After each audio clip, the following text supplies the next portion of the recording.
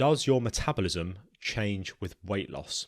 And essentially what we found is that as you lose weight, you do tend to burn less calories. It's kind of like a way of your body to protect yourself, because like the body obviously doesn't want you to go into fucking like, it doesn't want you to lose too much weight because it's a protective thing, isn't it? And what they found was the effect has been estimated to be around a decrease of 30 calories per kilogram of weight loss. So let's give you an example. If I went from 100 to 90 kilos, then you could say I'm going to expend 300 calories less per day if I'd not lost that 10 kilos. Okay, which is quite a lot. So if you're in a deficit like that, and then this happens to you, you're actually going to then plateau, which is what people does tend to happen. And if we get evidence-based for a second, because I'm fully aware this series is not all about evidence, but we have got some. We've got a paper here from Polidori, 2016. What a name. And the takeaway is that you'll burn less calories as you get lighter. Okay, this also supports that point. But this is a really important statement I want to read out, because Tom, you shared this on your story as well. And I'll quote it here. So, the few individuals who successfully maintain weight loss over the long term. I'll start again. Long Tom, I like it. I like it. The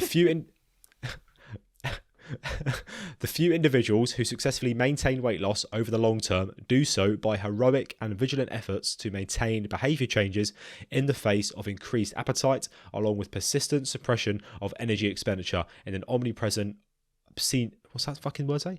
Obesogenic environment. Obesogenic, there you go.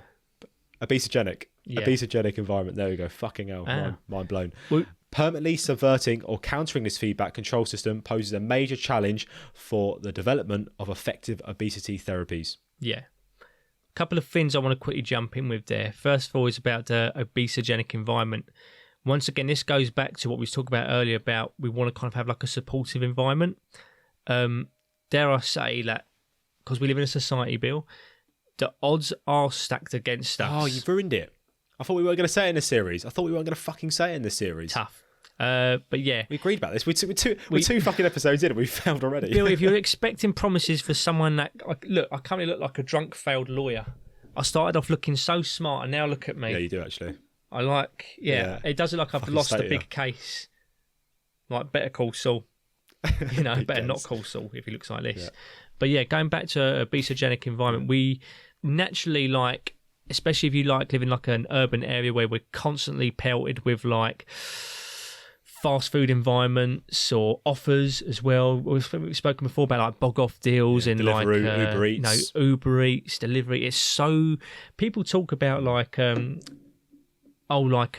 because of sugar that obesity is like the way it is, etc. So well, not really.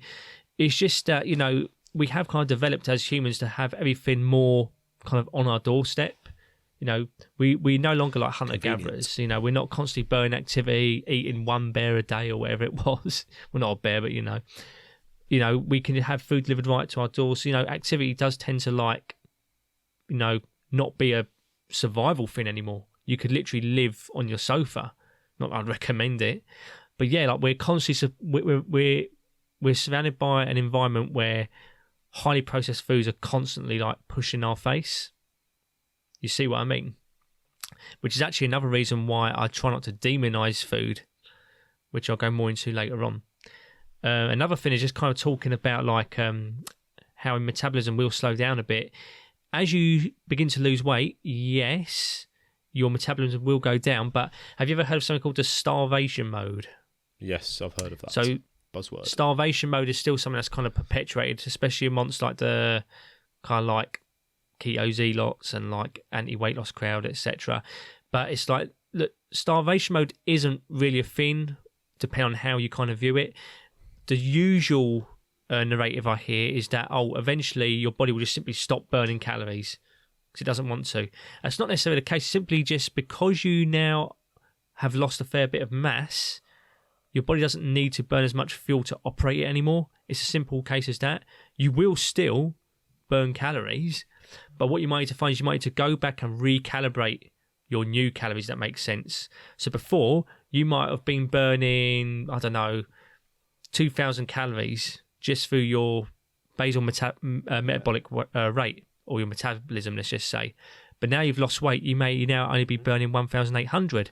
So you might have to find out, okay, you've plateaued there, you need to go back and recalibrate. It's as simple as that and put you into a new deficit. Well, Tom, like, I really hate making this comparison saying that we're cars, because obviously we're not cars, but like, if you think about it for people to understand clearer, is like, if you get two cars, if you have a fucking massive lorry, it needs more fuel to fucking power it because it's bigger, isn't it? Yeah. It's heavier. It needs a bigger engine, bigger thing. A small If you little car that's transition to fucking a weighs smart fuck all car, needs less power, less fuel. yeah, Yeah, exactly. Yeah, you need you're not going to need as much. You'll find that you won't need as much fuel to power, or not much fuel, as much engine power, much fuel, all these fucking things to power it. So same with the body. If you're a big fucking bloke or a big woman, you're going to need more fuel to power it. Whereas when you start losing that, your body's like, oh, okay, I don't need to burn as much to power this machine anymore, or this fucking body, or this person. So obviously, that's a fair analogy. That's the way I think about it.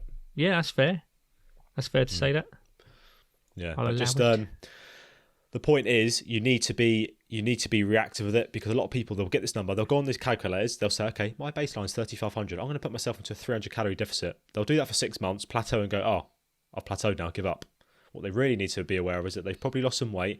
Things have probably changed. A lot does change in that time. You need to be reactive and constantly reassess, constantly be aware of what's going on. If your diet's changed, your activity's changed, maybe you're doing less activity now. Or maybe it's just a case of you've lost quite a lot of weight, your body's now not expending as much, but you've kept the same figure, which means you're now at a baseline, which is why you're no longer losing weight. So you've got to constantly readjust. I'm not saying weigh yourself every fucking day. We'll come on to weighing yourself. That's an important topic. But you just need to be constantly aware. It's a hard process, hence why this statement was like, look, to do it over the long term, it's quite an heroic and vigilant effort, as dramatic as that sounds, but it's true. It's not fucking easy. No. It does require quite a bit of hard work, and that is why PTs exist, because doing it alone can be quite difficult. And because it is hard work, that's why we want to try and do as much as we can to try and make it as effortless as possible. As I said, it's not going to be effortless, but we're going to try our best to try and take some of the constant feeling of dread away, the constant awareness of, oh my God, I'm in a deficit. Oh my God, I'm dieting.